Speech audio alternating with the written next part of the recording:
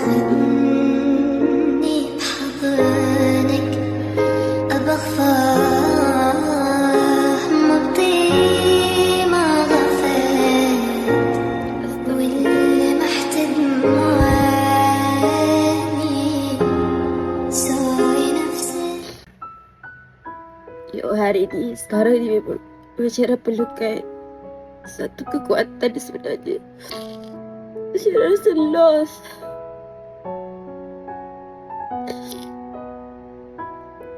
Lepas tu kan nak tahu macam mana Allah pujuk hati Syara.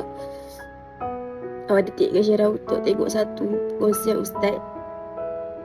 Ustaz tu ada tentang surah kesukaan Abah. Ayat tu Syara pernah baca dah. Tapi perkongsian ustaz tadi tu lebih sampaikan kefahaman yang lebih baik. Dan sebenarnya dalam surah Al-Insan ada sesuatu yang perlu untuk Syara selami. Syara cari kekuatan balik.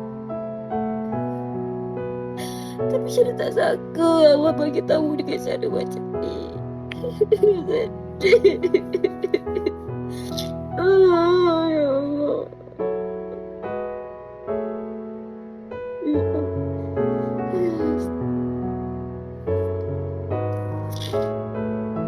Kita rasa malu.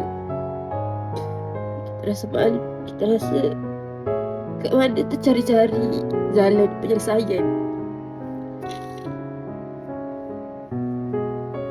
Rupanya jalan penyelesaian tu ada dalam Al-Quran. Wah.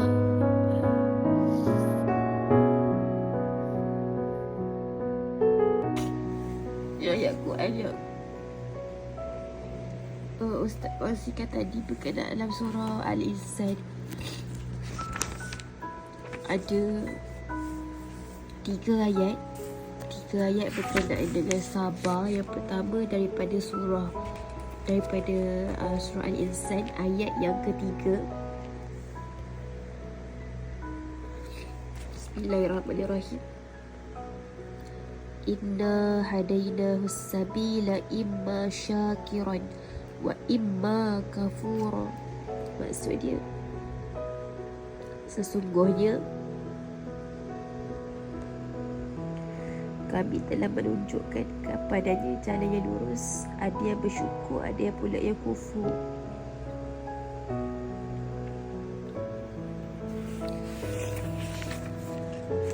Dan seterusnya ayat 9. Innama nut'imukum liwajhillah la nuridu minkum jazaa'an wala syukura.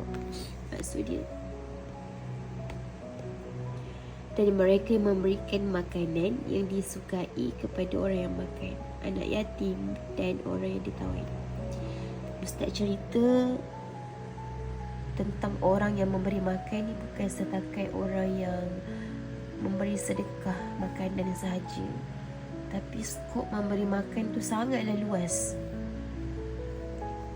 Kenapa ayat ni adalah ayat yang sangat powerful? Sebab ayat ni Allah nak bagi tahu yang barang siapa yang suka memberi makanan, yang menyediakan makanan, tak sekisar daripada contohnya seorang ibu, seorang anak, seorang isteri menyediakan makanan untuk keluarga, kita membelanja orang, membeli makanan, ataupun majikan yang memberi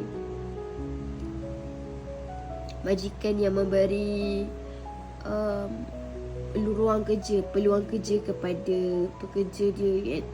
So pekerja dia dapat duit, dapat beli makanan. So itu tergolong daripada golongan innama nut'imukum liwajhillah. Mereka ni orang yang memberi makan dan jazaa'an wala syukura.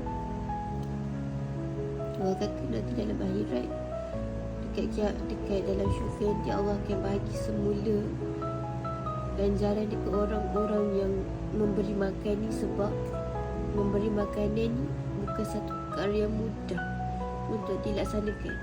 Dan martabatnya tinggi, sebab bila kita bagi makan ni, kita menyediakan keperluan asas.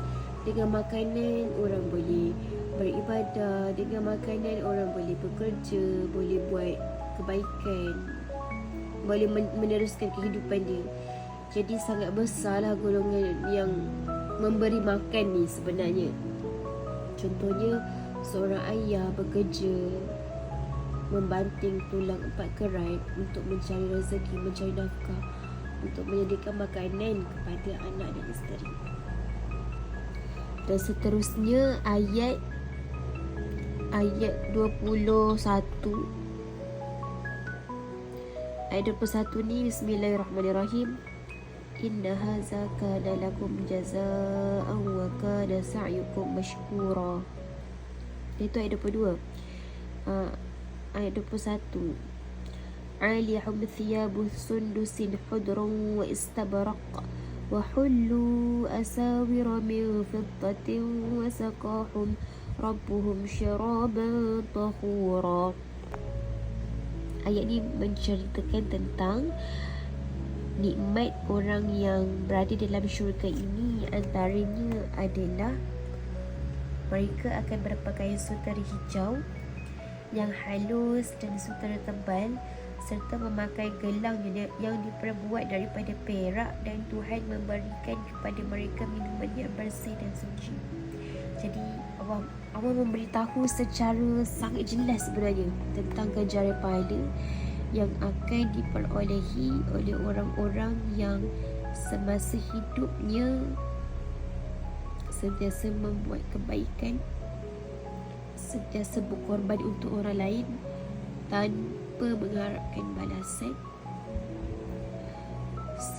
Sangat jelas Allah kata mereka ni akan dipakaikan pakaian hijau, dipakaikan gelang emas dan perak,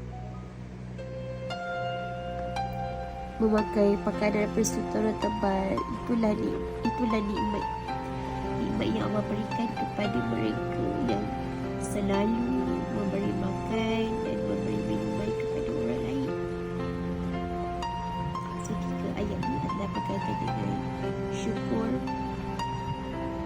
yang mana bila kita baca, kita akan rasa bersemangat, lebih bermotivasi untuk melakukan perkara yang Allah dah sebut dalam Al-Quran secara sangat jelas. InsyaAllah semoga kita tergolong dalam golongan orang yang sentiasa hidup dengan Al-Quran dan mengamalkan Al-Quran. Terima kasih ya Allah, terima kasih untuk ilmu hari ini.